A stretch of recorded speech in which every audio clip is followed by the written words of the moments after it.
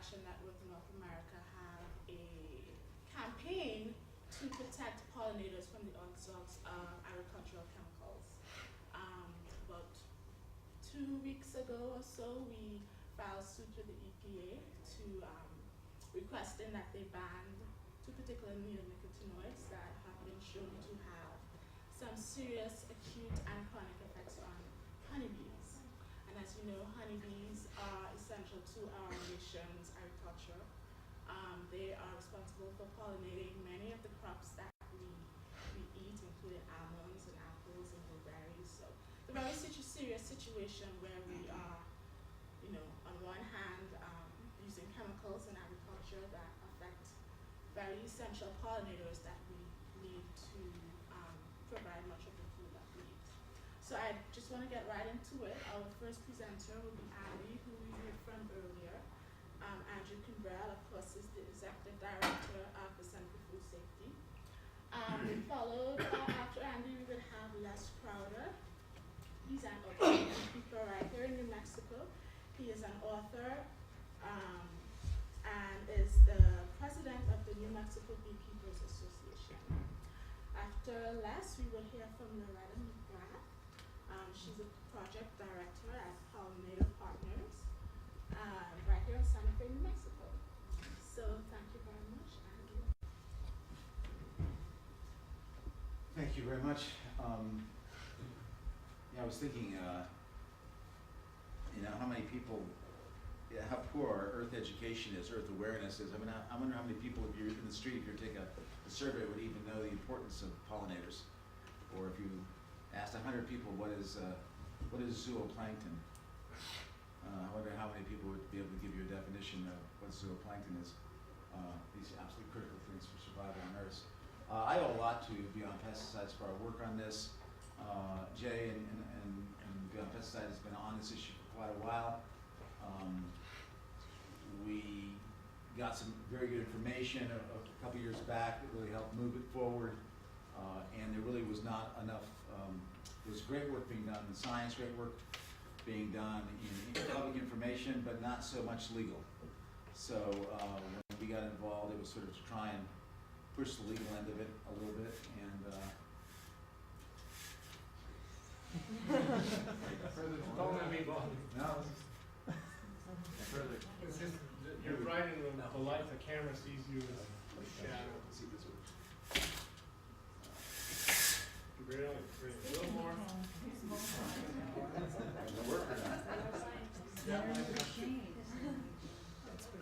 This one too, or? So much better. So, Can they get you if you stand over here? no. In darkness. Shed light in darkness.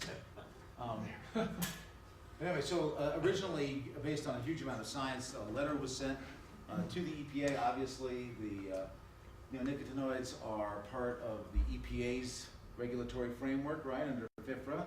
And everyone knows what FIFRA is, right? Say it all together now. The Federal Insecticide, Fungicide, and Rodenticide. You work for BPA, come on. Yeah. And so this is part of the way they regulate pesticides. And of course, neonicotinoids came to us because they said we need a substitute for their organophosphates, and isn't this a brilliant idea? We soak the seeds in it, and we get what we want in the pesticidal effect. But there are problems. These, as you can see, there's been really, since we started getting involved in this, there's just been a spate of scientific studies. You see that they have significant environmental impacts. I might even get rid of the may, and that there's acute and lethal toxicity effects on the bees. It's a neurotoxin, so that is why they think that it could be a major part of the bee colony collapse disorder, because it simply is a neurotoxin on them. And go to the next slide. Here's some recent research that's really interesting. Here we have thimethoxam was found to cause high levels of mortality and homing failure. This is a neonicotinoid. Then you have 2012, another one. You can see exposure pass. Main road exposure is dust clouds. They used to think that the neonicotinoids stayed in the seed. We now know that's not true. They're produced by clouds produced by the planting machinery. This is something the EPA never took into consideration. Go to the next one. Again, a large number of studies that have been showing. This one is most interesting here. I don't know if you've looked at this, Jay.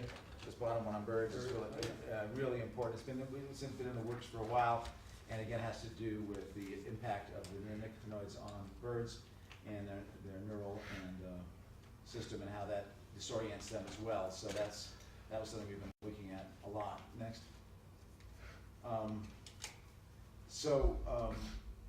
This is the lawsuit. The lawsuit went like this. Originally, there was a letter that Beyond Pesticides and a number of other people were on saying, and this was, before we had a lot of that most recent science. Hey, listen, EPA, you haven't even really approved these pesticides. This whole group of pesticides. Well, what do you mean you haven't approved them? Under FIFRA, there's a couple of different ways you can do it. There's an actual registration, FIFRA registration, where you have to go through a lot of science. You've got to really prove that there's nothing that much wrong with this pesticide, and that's already been a flawed process. But to make it even more flawed, EPA came up with something on its own called conditional registration. And it's part of FIFRA, but not the way they do it. They basically say, we're going to conditionally approve your pesticide. So this is Bayer, right? Or it could be any pesticide. They're doing this with nanotechnology stuff too. We conditionally approve it, and that means within the first, is it 5 years? I think you need one study that basically shows it's okay.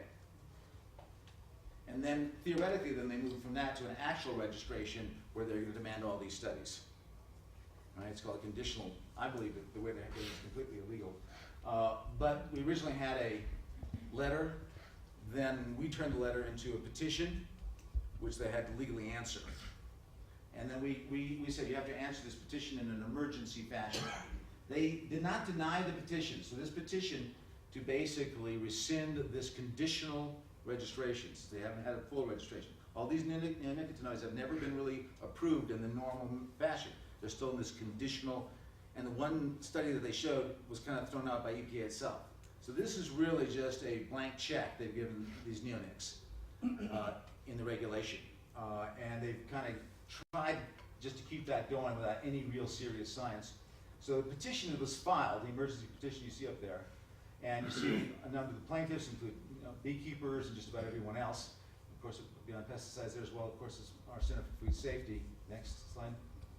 And what we're doing is, since they denied our emergency petition, we're saying that was wrong. And then we're going after the big picture here too.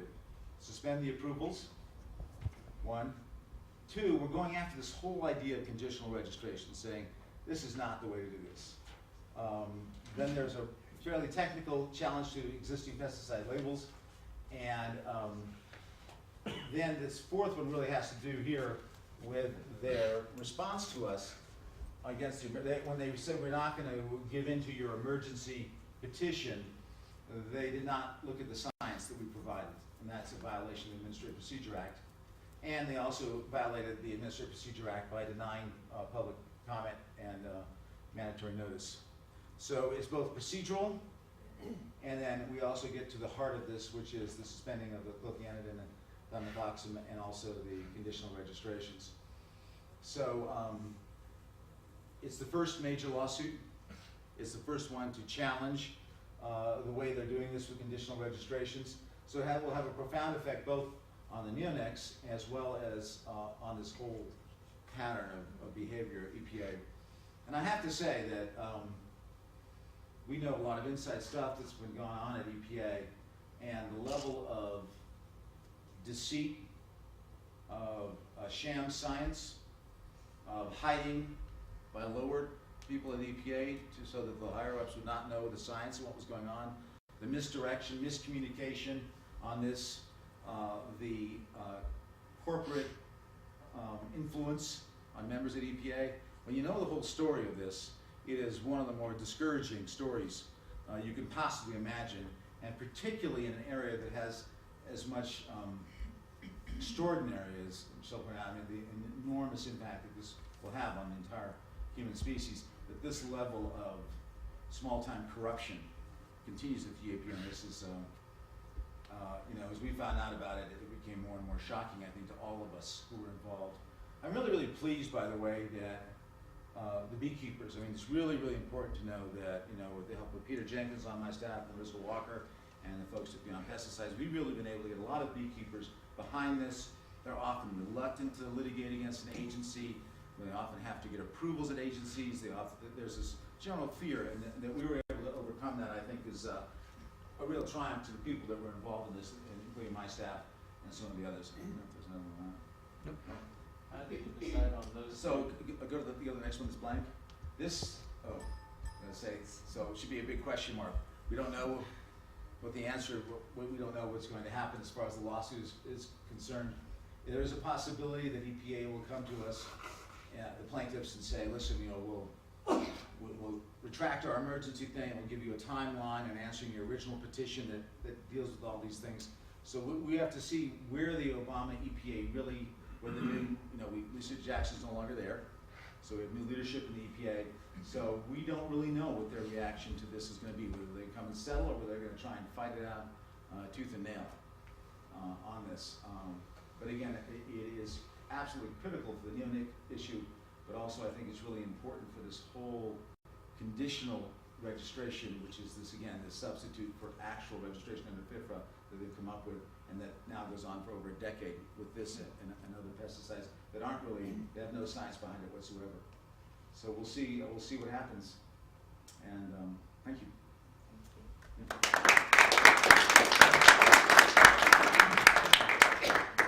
I don't have, my name is Les Crowder, I'm a beekeeper here in New Mexico. I don't have any slides to show, so, but I've been telling stories all my life, so. I wanted to really thank you all for doing this lawsuit. When I was a kid in Bernalillo, I started keeping bees, and I was just fascinated with bees. I was fascinated with all insects. And a story that I've told, some of you have already heard, is that I remember at one point seeing a wasp flying past me, and it landed on my peach tree, and I was running to help my grandpa find tomato hornworms on his tomatoes, and wow, that wasp was unusual. It had a long filament hanging out of its abdomen, and it landed on the tree and started hugging the tree with its antenna. It started at one point doing a figure 8, and then it whipped that filament around and started drilling it into the tree. It was making a noise, bzz, bzz, bzz, and it was drilling into the tree. Oh, I should swat it because it's stinging my peach tree. And then my mom's peach tree, but you know, and at the point, I think I've seen that in my bug book. I have dyslexia. I was a slow reader, but I looked at I knew the pictures really well. So I ran back to my room, grabbed the book, came back down, already found the picture by the time I got there. And in the picture they showed, it was a drawing, not a photograph, they showed that this wasp had found a borer inside the peach tree. It had heard it with its antennas, and it was drilling an egg into it, and it was going to shoot the egg into the borer, the peach tree borer, and the borer was then going to be eaten by the wasp larvae, and then it was going to emerge as another ichneumid wasp and go out and look for more borers. So not only was it not hurting my peach tree, it was saving our peach tree. And I thought, wow, I'm so glad I didn't swat that, you know. And I suddenly was like, that's such a cool creature. And then I go back to help my grandpa. Well, then I finally, one year, a big swarm of bees landed in the backyard. I'd never seen a swarm of bees. I had just gotten back from herding sheep in Colorado. I had buddies that liked to get me in a lot of trouble, drinking. I was 15, and they were on their way because I had money. I had just been herding sheep, and you can't spend any money when you herd sheep, you know. And so I had, $1,000, which for me, that was a lot of money, and a lot of beer, a ton of beer money. But I was like, no, I am not going to hit my head with that brick. But when they got there, it was going to be really hard, to say no. And then this swarm came, and my grandpa said, there's a swarm of bees out back. And we caught it, and I was like, that is so amazing. That is just, it was like, I could smell them. They had this sort of fermenting bread smell, and then we put it in the box, and I was carrying it. And as I was carrying it, my buddies drove up, and it just hit me, What they want me to do is poison. It's not good for me. I got it. Look, this is what I want to do. Right here, it's in this box. And so I said, guys, I'm going to the library. I'm going to get a book about bees. And they suddenly realized what was in the box. And they're like, what are you doing? And they got in their car and left me alone. And I set the box down and I started keeping bees, and I've been keeping bees ever since. And I have a book out I have somewhere here at my table, and so, tells a little more of some of those stories, but I began to keep bees, and I thought, I want to keep bees because bees are going to give insects an ecological and economic value, and then that will give us something to stop killing insects with. And I thought that when I was 15, 16 years old, and I'm still paying for it today. It was like, that was so dumb to make your living keeping bees and then get hammered year after year. Take my bees to California to pollinate almonds and get hammered with insecticides. Well, fungicides, okay? So they say they don't call it an insecticide. It's a miticide and a fungicide. It's called Pristine. And they spray it right on your bees. They spray it right in the flowers, in the pollen that the bees are foraging on. And they say, well, my farm advisor assured me it wouldn't hurt your bees. Who's your farm advisor? The salesman. Oh, well, great, But we've now proven that the fungicides do hurt bees. They give them a fungal disease. And the miticide is just an insecticide at a lower dose. You increase the dose and you kill bees with it. It's an insecticide. Now, the one thing I want to say about neonicotinoids is that in some ways beekeepers someday, if we live through it, we're going to thank neonicotinoids, because what they're going to do is they're going to force the EPA to think about a different way to test insecticides. Because what they've been doing is the LD50, the lethal dose for 50%.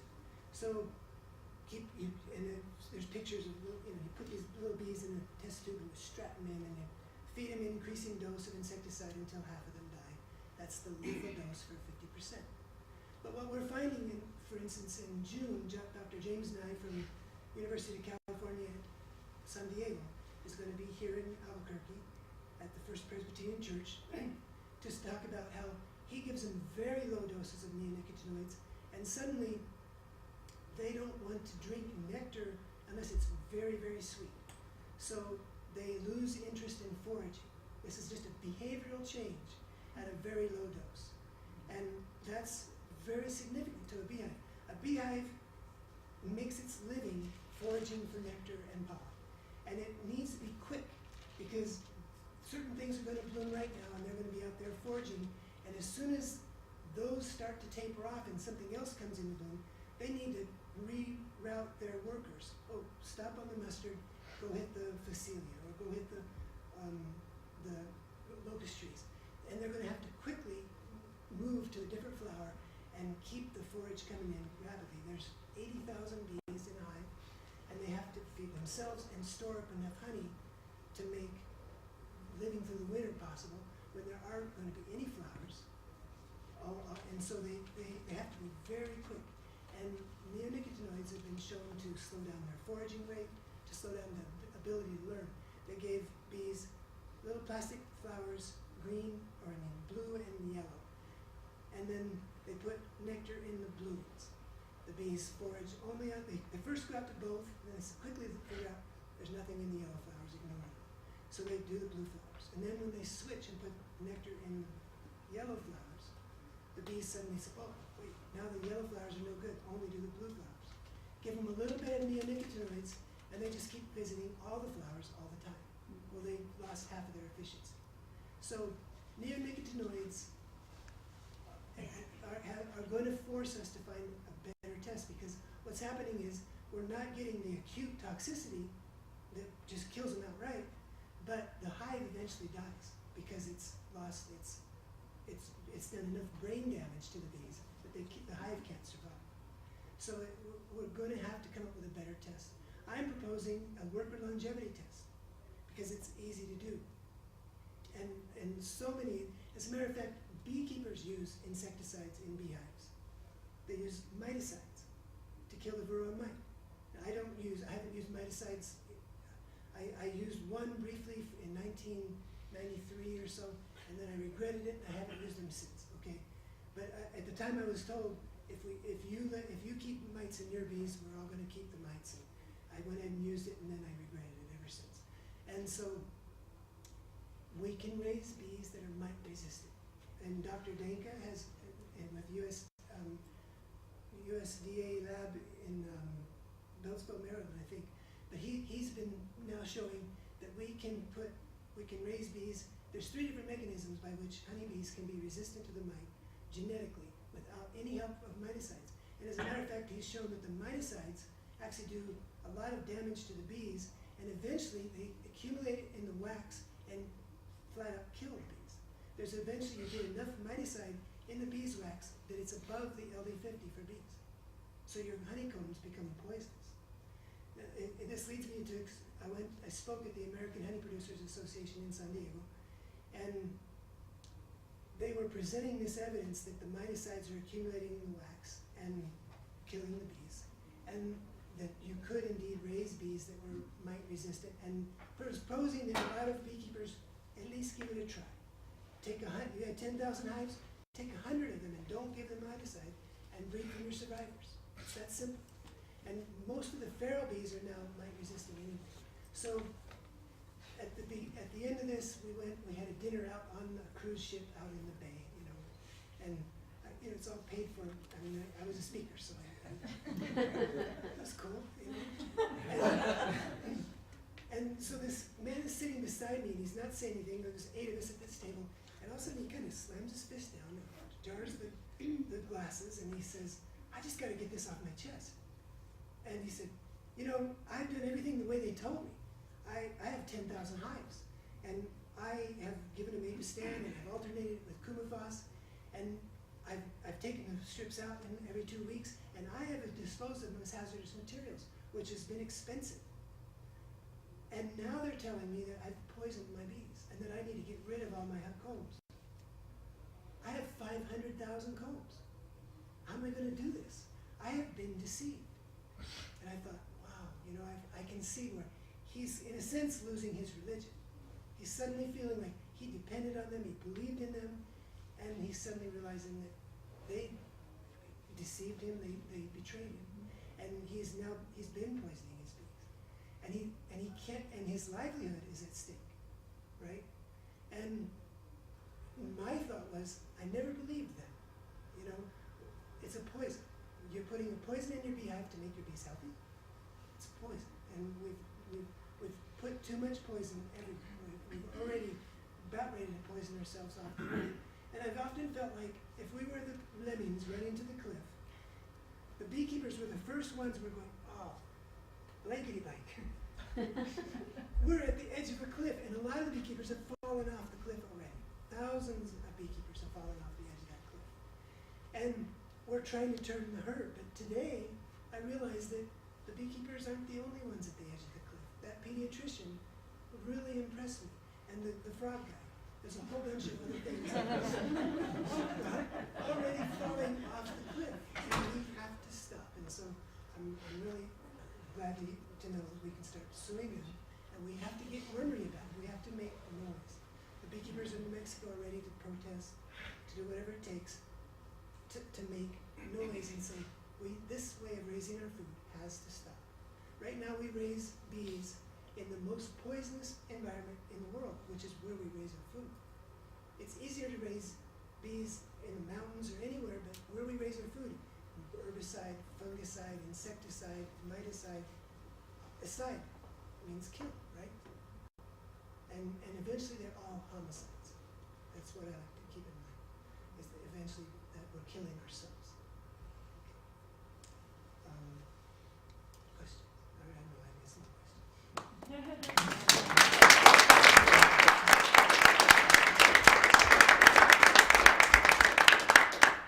Okay, what a note to leave me on.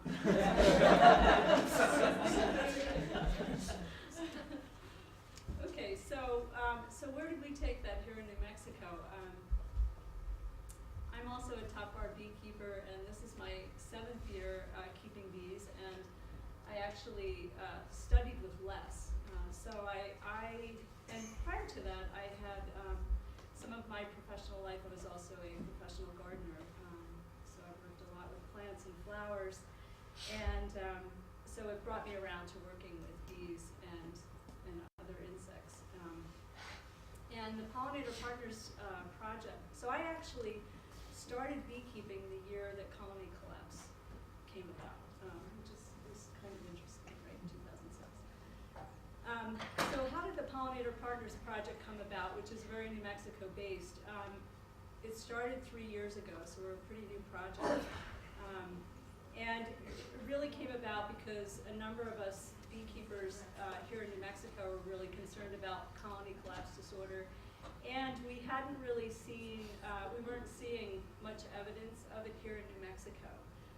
But we wanted to be proactive, and we also thought that we might start out working with, looking at policy leverage, working with kids around creating healthy or promoting healthy food systems and taking that angle.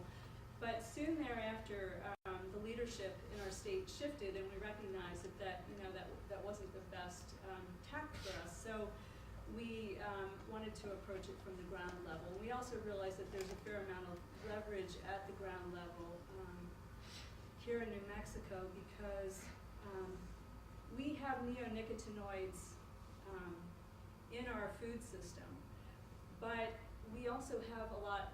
Those key ingredients are in many of the products that are sold at the household scale. And at the household scale, they're in much larger doses, and the labeling isn't so clear.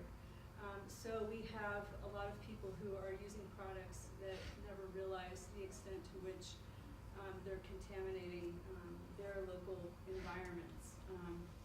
So as beekeepers, we were very concerned about this and wanted to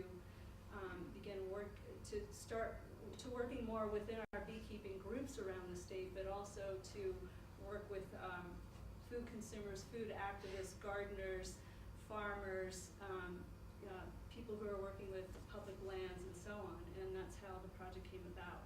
It was really through beekeepers. So the last couple of years, what we've done is through invitation, we've been working with communities in New Mexico who are pretty involved with food system work already, who are really interested and concerned about colony collapse and or they were interested in advancing their local food systems issues. And we have been invited into those communities, and through the use of several of the films that have come out in recent years, we use that as a public outreach tool to begin the conversation, because at that point in time, I mean, right now people are much more informed than they were even 3 years ago. So that has been a good tool for us. And then we combine that with top bar beekeeping workshops and also pollinator habitat creation workshops. We're also fortunate here in New Mexico that New Mexico State University has two folks who are doing research. Dave Dreesen, who's been working on the plant end of things, and Tess Grasswitz, who's a IPM specialist. The two of them have been working together they created 4 different plant trials in different parts of the state, planted pollinator habitat, and then have been doing observations of what insects were showing up on these plants in different areas. And in the last 2 years, we've had, we're a dry state anyway, but we've also been in pretty extreme drought conditions. So it's been really, really hard on bees in general here. The last 2 years especially has been really, and this year we're seeing really big losses here in Albuquerque. We've heard just over the last couple weeks with honeybees. So they are in their 3rd year of these plant trials, and the good news is that they're seeing species that they didn't know existed in the state before. And generally in the Southwest, we have a lot of native bee populations. So although honeybee populations have been very affected by the use of neonicotinoid chemicals, and I'm really a citizen activist. I'm not an entomologist. So, but what I've been hearing is that there's high concern for native bee populations as well, right? So, and there's very little documented evidence yet to the extent in which those populations are being affected. Now, if we consider that for the our entire food web, right? Not just an anthropocentric or human-centered perspective, but from a biocentric, life-centered, and/or ecocentric, an an ecological systems perspective, we may not even be just seeing our food system go down, but the ramifications for that for the whole web of life is pretty dramatic, right? If we consider that these insects are critical to the flourishing of plants and their seeds, right? So that's kind of a no-brainer, but it's pretty overlooked. And if we just carry that out just 1 or 2 levels out from the insects, right? And we're seeing it in some studies with birds, amphibians, we don't know what the ramifications are. So that brings us back to, come on in, Dave. What could we do here on the ground, given that, to provide people with the information and resources that they know, that they can have access to begin to revitalize and regenerate our places. I forget which film it's in. Maybe it's I think you're in one of the, Andrew, you're in the film that Deborah Coons-Garcia did, Future of Food. I think it's where there's I think there's a graphic in there where a bee is flying, or maybe I'm thinking of nicotine bees. Anyway, there's this graphic where a bee is flying across the United States and it can't go very far before it encounters chemicals, these very poisonous neonics, systemic pesticides. And when I saw that, it really hit home again. Like, okay, so if we burrow in and try to imagine being these insects, right, trying to survive in these systems, human-created systems, right? It's pretty awful picture of that they can't go very far before they're encountering all this toxicity, and particularly for native bees too. Native bees have very short spans. Like a honeybee can travel 3 to 5 miles, right, in search of forage. Hopefully they don't have to go that far. But for native bees, some of them are very specific. They're very specific to their places, and their forage ranges are a lot shorter, right? So, as Les is mentioning, if our agricultural areas are the most toxic places, then that doesn't really hold much hope for the future existence of all of these creatures. So here in New Mexico, then we decided to focus on obviously a couple important steps, right? One is to, in our educational outreach, first educate people on the issues. Secondly, begin to make some recommendations. The obvious one, first of all, is to stop using these chemicals that are really toxic. And I teach sustainability classes, and we always talk about, if you really want to have effect on a system, we have to think at least 3 levels of the system simultaneously. So we want to think about, the level that's closest to home. So our immediate home environment, right, would be a place to begin to have immediate leverage and effect on our system. And then a layer out from that, at least 1 layer out, family and friends, those people in our lives that we have immediate potential influence upon. And then another ring out from that, community, neighborhood, region. We can keep extending those circles of influence out, and we can look at those also with regard to policy. So we've been providing informational resources so that people can begin to think like a pollinator ally, because my big thing is, like, these pollinators need allies right now, and beekeepers can't be the only allies for the honeybees, right? We actually need large groups of people from different perspectives, and we have a lot more force there. And obviously, in our consumer choices with regard to our food, we have tremendous potential for change. So we've been providing informational resources for people to begin to think about how can they best support pollinators right in their immediate area. What kind of habitat might they create that can be an attractor for different types of pollinators? So not only honeybees, so we have plant lists that have been created locally by our, like in the north, San Brady Cristo Beekeepers Association. We have a list that's out on the table. We also, like I mentioned, Dave Dreesen and Tess have published through NMSU's site a list of their preliminary plant recommendations. So there's a list out there and on their website for New Mexico. And so we have those because, you know, and we also promote Xerces Society and Beyond Pesticides, Center for Food Safety, what's the other one?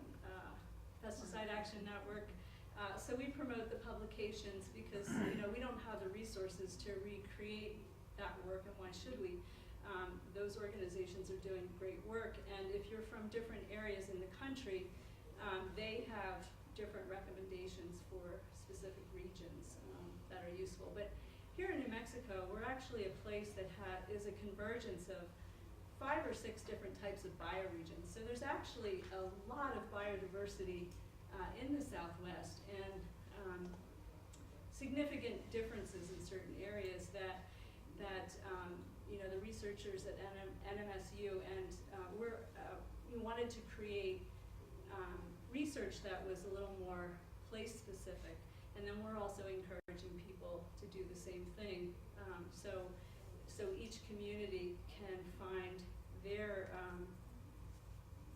a way to enter into this, whether it be through a health council or through a beekeeping group or through a school or community garden group, to enter into this work and begin to create habitat.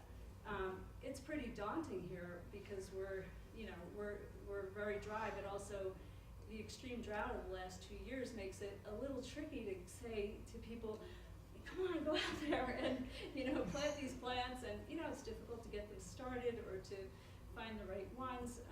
So that's why it requires that we begin to address the gaps here, which are significant.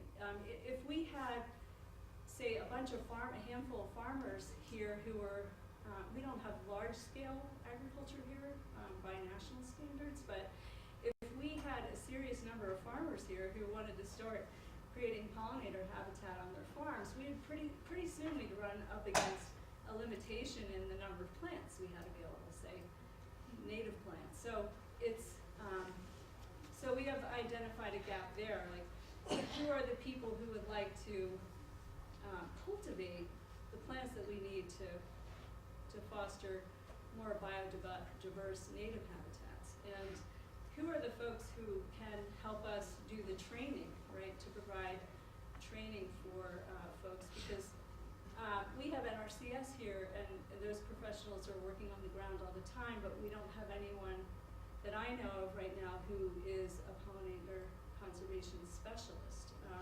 So probably the next step for us is also to identify a group of people in different areas who would be interested in becoming citizen scientists, right, who could start to do some of the plant cultivation on the ground. Maybe we have a citizen greenhouse movement or something, different communities who might want to address some of these gaps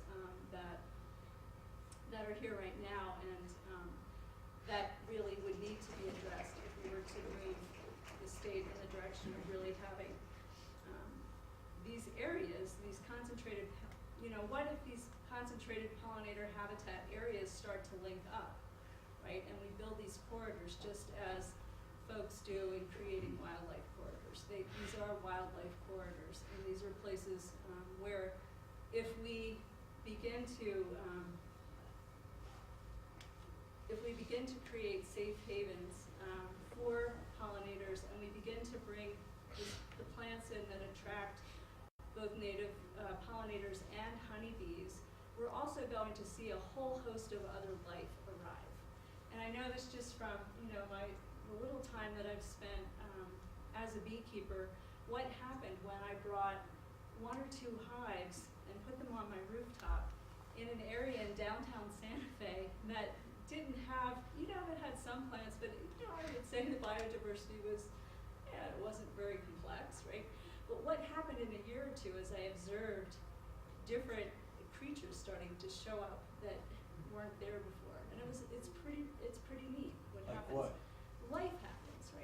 So different insects started to show up, different birds started to show up. The lizards came in. The plant life flourished. So the plants were more productive. There was more seed. So these are no-brainer kinds of things, but also when citizen activists get to observe these changes that happen, a lot of magic happens in a place. 2 years ago at the Organic Farming Conference, a woman came up to me and she said, you know, I have always been an avid gardener. She was in her late 70s. I've always been an avid gardener, and I never thought that anything would replace my love of plants.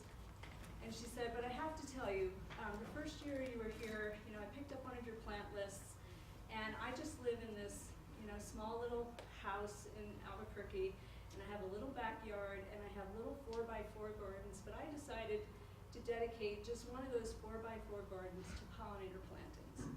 And she said, my world has turned upside. I am in love with pollinators now, and in fact, I think I love them more than the plants themselves. And she said, I want to keep going now and convert some more of my planters. Now that's a simple example, but it's really dramatic, because also if that happens, if we begin to do that in school and community garden, you know, if people have those experiences in school and community gardens, if you know, it happens in the backyards of different folks in different areas, that can be contagious, and it really, it's a paradigm shifting thing that can't be underestimated. And particularly if it happens for kids, because when it happens for kids, I think those are pivotal turning points for children that allow them to become stewards for life. They get hooked somehow, and they don't forget those things, and it seeds possibility for them to work in their lives on behalf of life, and behalf of supporting life-enhancing systems, right, and revitalizing them, because that's what we need to turn this around. We don't need just sustainability, and we don't need to just say no to chemicals. We actually need to transform things and transform our landscapes and start shifting you know, these barren wastelands where we grow our food back into really vital, flourishing places that not only enrich our lives and our food system, but the whole web of life.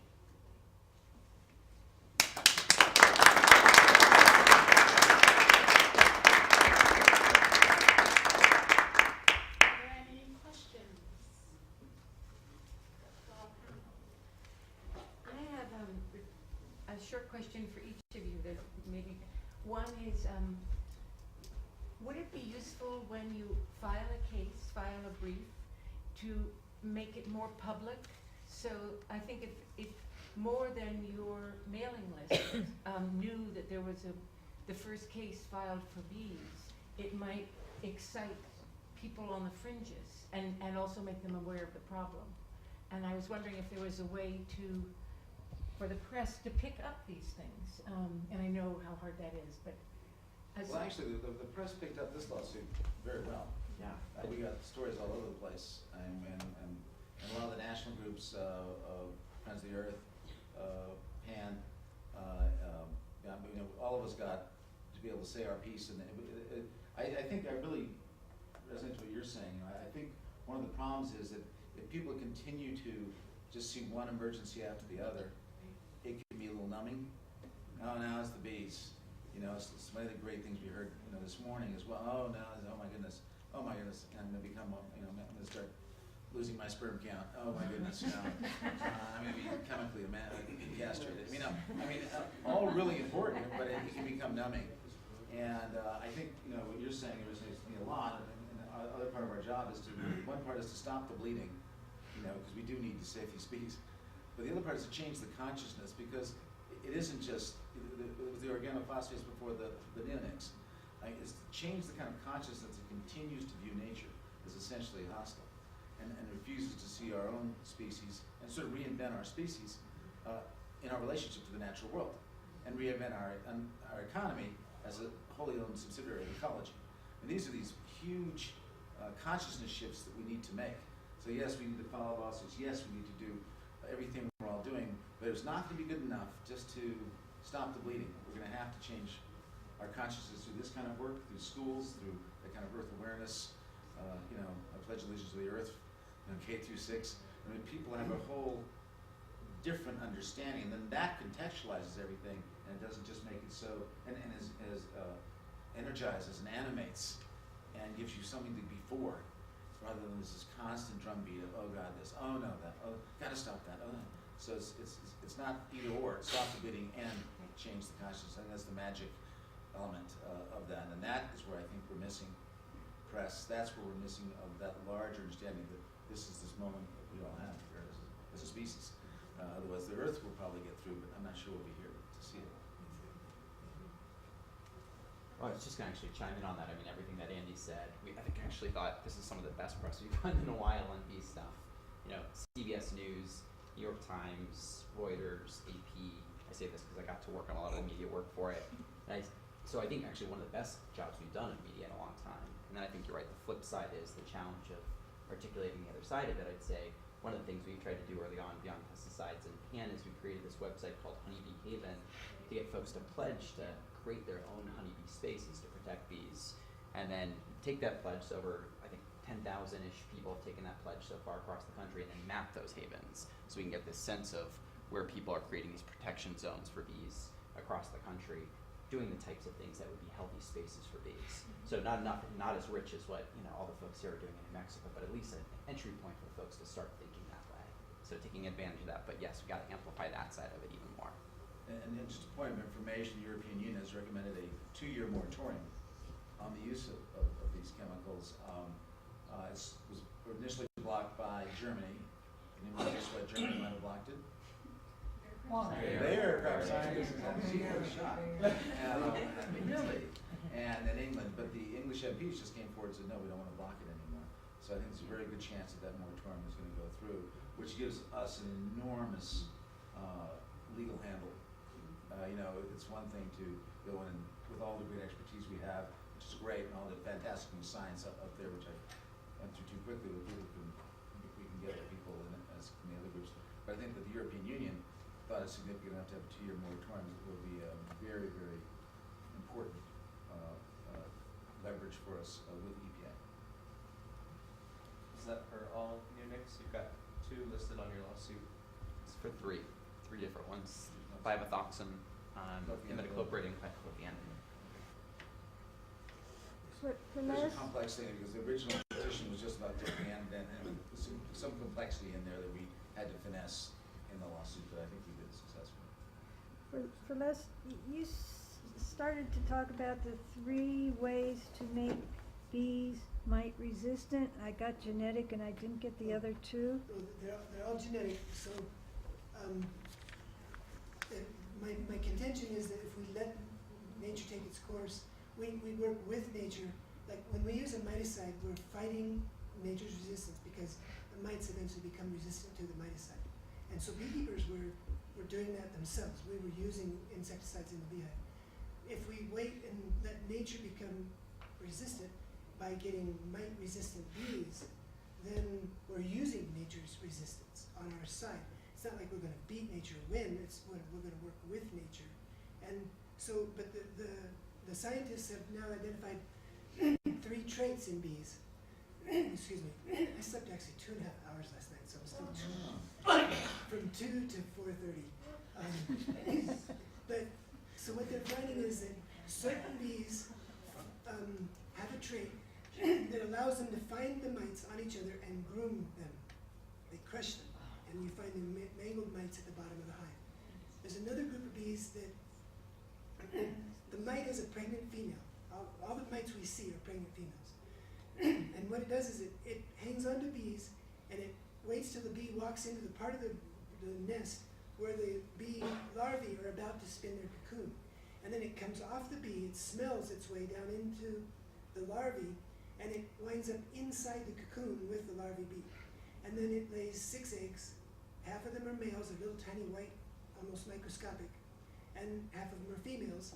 and the males mate with the females, and then the males die, and then now the females are pregnant, and they suck blood from the larvae bee, often inject a virus into the larvae bee, and then when the larvae bee hatches, 3 came out where 1 went in.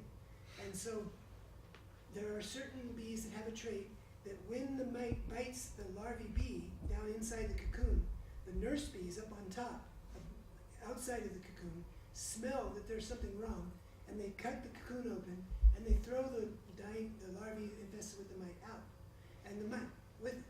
And so they're called varroa sensitive hygiene bees. And so, and then there's another one, another trait where the mite goes into the larvae, but it never lays any eggs. There's something, a biochemical cue, smell or whatever, that doesn't inspire the mite to lay any eggs. So, it's called the suppressed mite reproduction trait, and they're sometimes called smart bees. And so there's those 3 traits, and there could be others. But it's a matter of letting nature take its course. A story I like to tell is that I had bees in a high school for learning disabled kids on a 2nd story, a glass hive, and the kids could watch the bees. And it was interesting to me that we had this tough kid that was a behavior disorder. We finally had to have him leave the school, but he sat there and watched the bee be born, and he went into tears. And everybody was like, what's with him? Because he's usually such a tough guy, But at any rate, the director of the school said, all the pinon trees in front of the school are full of aphids, and we're going to spray. And I don't know what it's going to do to your bees. And I said, oh man, I'm going to have to get them out of here. You have to give me a little time to get the bees out of here. So I went down and looked at the pinon trees. The kids all knew that I was the bug guy, right? So, and this was a K through 12 school. So the kindergartners were out there, and I found some ladybug larvae on the kind of more towards the ends of this long line of pinon trees. Ladybug larvae don't look anything like ladybugs. They look kind of like mean caterpillars with 6 legs. They're kind of tapered, and they are really mean if you're an aphid. They love to eat aphids. So I was picking them up and showing them to the kindergartners, and then we were taking them over to the middle where there wasn't any, and turning them loose, and you could watch them crawl up your finger and just eat an aphid. And the kindergartners were awesome. And then so they're all carrying ladybug larvae on their fingers, and the director comes out and she sees that, and she's like, oh, well, I don't know what we're going to do now. And I said, well, if you spray those kids little ladybugs, they're going to get really mad at you. The point is, the solution is there, but you want to do something now. And you want to kill all those aphids right now. And you're going to kill the ladybugs.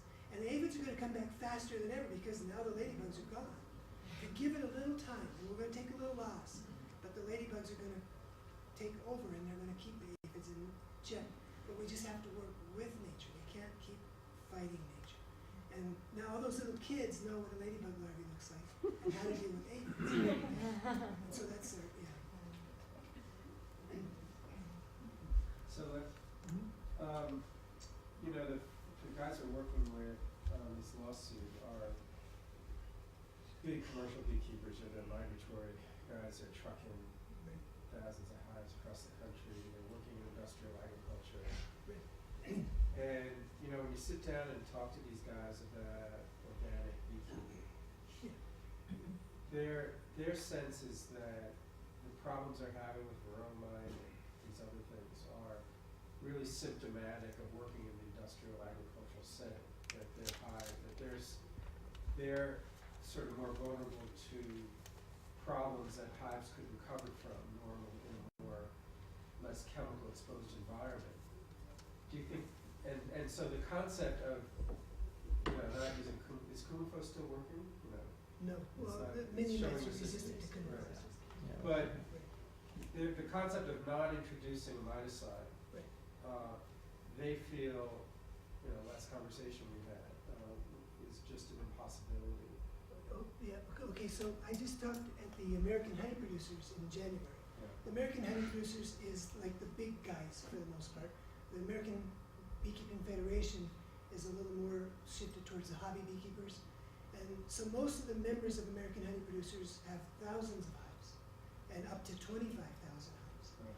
And that's where the guy was saying, I feel like I've been deceived.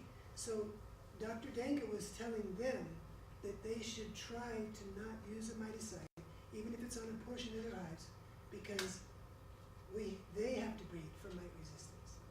As a matter of fact, we can show with Dr. Pettit's research that the miticide is making their bees more susceptible to disease. Well, his research showed that very, very low doses, immeasurable actually in the bodies of the bees, made the bees much more susceptible to nosema. So I feel like there are people in that group that are going to start to peel off of that group. The other thing about that group is that it is a dying group. When I went to American Honey Producers back when I worked for the Bosque Honey Farm, which had 4,000 hives here in New Mexico in the early 80s, there was several hundred people at the meeting. This year in San Diego, there was less than 50, and almost everybody had white hair in the meeting. And I pointed that out. And one of the beekeepers said, well, hell, this is too much work and it doesn't pay. I wouldn't want my kid to do this. And I thought, well, that kind of says it all, you know. Where is this going? It's going to fail.